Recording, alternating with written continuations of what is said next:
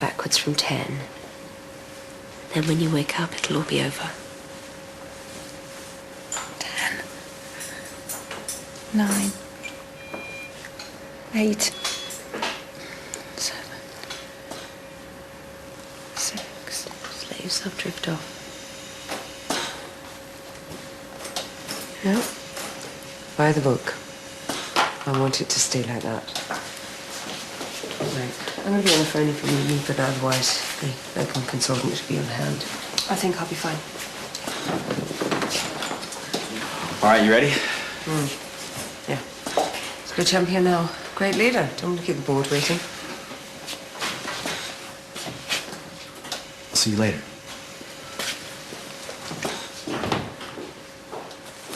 So, as predicted by Mr. Griffin, we have seen an increased ability to meet our 18-week waiting list targets. There has also been a reduction in the post-operative recovery time by up to 25%. I believe we're seeing similar things on Keller, Mr. Spence? Absolutely, and if these trends continue, it will make it much easier for us to predict patient numbers and plan our budgets. So, Zero Tolerance seems to be working on the surgical wards. How about AAU, Mr. Cullen? All the staff security has improved considerably, and thanks to the newfound order on Darwin and Keller, our waiting times for CT and GS consults have also improved. Mm-hmm. But I have noticed an increase in referrals from AAU to the surgical wards. Why is that? Well, there's been a slight increase. But a worrying trend nonetheless. My meeting with the lawyers finished early. Mr. Cullen was just sharing some information about the impact of Zero Tolerance on AAU. Sorry, could you explain? Yeah, well, it's quite simple. Patients that are being turned away by Darwin and Keller and asked to change their lifestyles are presenting themselves to us as emergencies. Some of them are then being put forward by myself for surgery. Oh. I wonder how many of those emergency cases are Zero Tolerance patients. I mean, I can't help but notice the similarity to Steve Hewitt. Well, it's a different situation. Not all of the patients require immediate treatment. Some of them are just trying to buck the system. Yes, but I think it's our duty to ensure the policy is running smoothly. You know, maybe that's something we can address now. Well, I would prefer to wait until Mr. Griffin can contribute to this discussion. Yes, absolutely, so would I, but I'm sure Mr. Griffin would be the first to agree that any potential patient care problems should be dealt with in the first instance.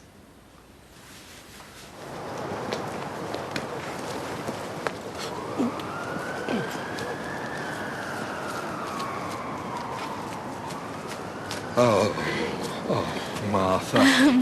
Looks wonderful.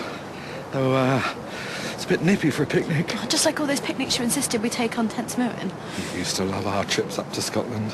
Anyway, it's too late for the beach now, so I thought we'd do it here.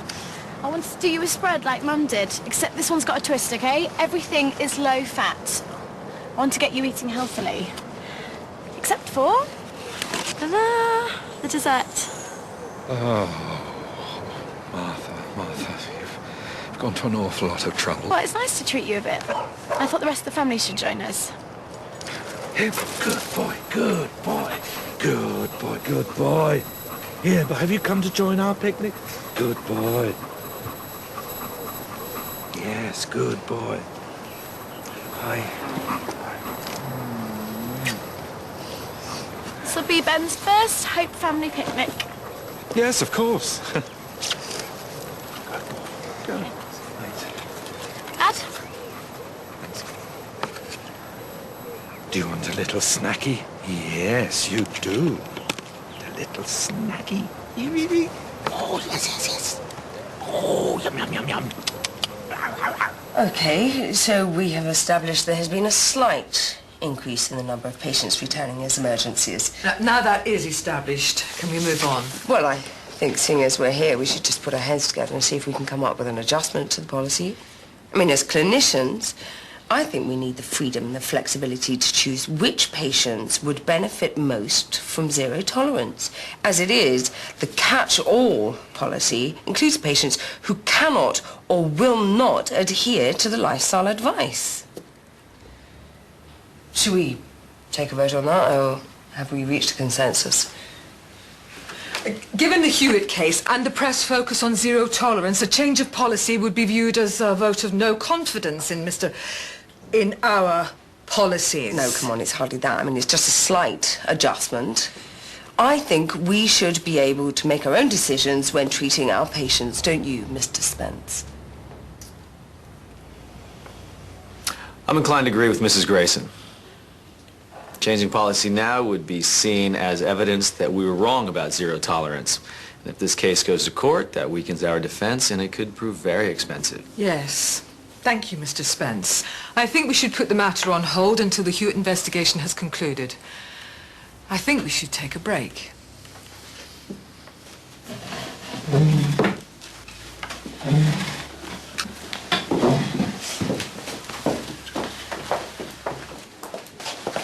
Would you care to explain what that was all about? Changed my mind. We had an agreement, okay? Now, I know you don't believe in Rick's policy any more than I do. Yeah, maybe, but why kick a man when he's down? Michael, All I right, need you look, to go I'd love back to in- stay and chat, but I have a femoral pseudoaneurysm to prep for. Connie, you're no longer needed. We're only halfway through the meeting. I've made your excuses. The board understands. What I've just seen in there is not what I would call a united front. Jane, people have the right to air their grievances about patient care. I think your time would be better spent on Darwin, don't you? Okay, let's put her in cell. Look, it's Mama! Elaine, what are you doing here? I didn't know you had to pay for the crash. Why isn't it free? We have to pay for everything here. It's different back home. It's £28 per day. Let me look after Joe while I'm here. It'll save you all money. Crash is good for Joe's social skills. And Daisha gets to see him on her breaks. Social skills. He's a baby. I miss family. I could stay with him all day. Oh, it's not that simple. You were meant to be dealing with this patient. Well, I thought Rachel I was... asked you to do it. If it's not done regularly, then he'll aspirate. Sorry. My apologies, Mr. Holmes. And do I have to remind you that having your child on the ward is inappropriate? Has our conversation this morning slipped your mind already? I know. Just deal with it, please. Hinahanap kita. Emily's gonna... Look, why don't you go back upstairs to the crash with Joe and I'll come and get you on for you, yeah?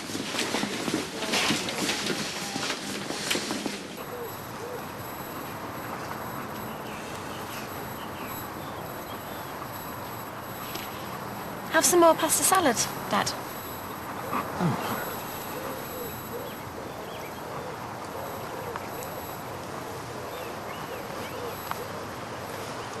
Don't you like it? I got it from that deli. Yes, it's lovely, lovely. Thank you. We were worried when you called to tell us she was depressed. Do you want her and Joe to leave? Of course I don't. I was worried about her, genuinely. She was very low. You know why? People here make too much fuss about how to bring up children. I'm not sure it's that simple.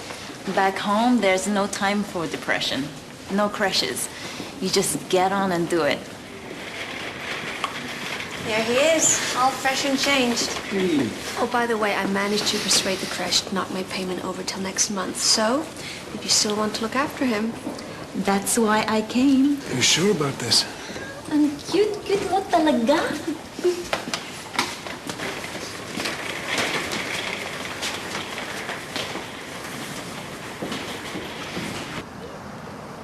You, Ben, thought about becoming a medical photographer when he was at college, didn't you?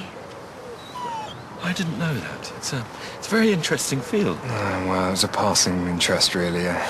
Turns out I didn't really have the stomach for it. Right. Ben's more of the creative type, you know, likes his models alive and well. Dad used to take all of our photographs when we were little. Bit like you, always clicking. I just do landscapes now and the odd historic building.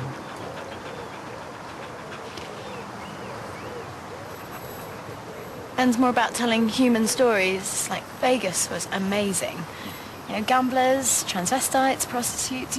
People just open up around him. I did have a great assistant, though, didn't I? Well, you certainly know how to show a girl a good time.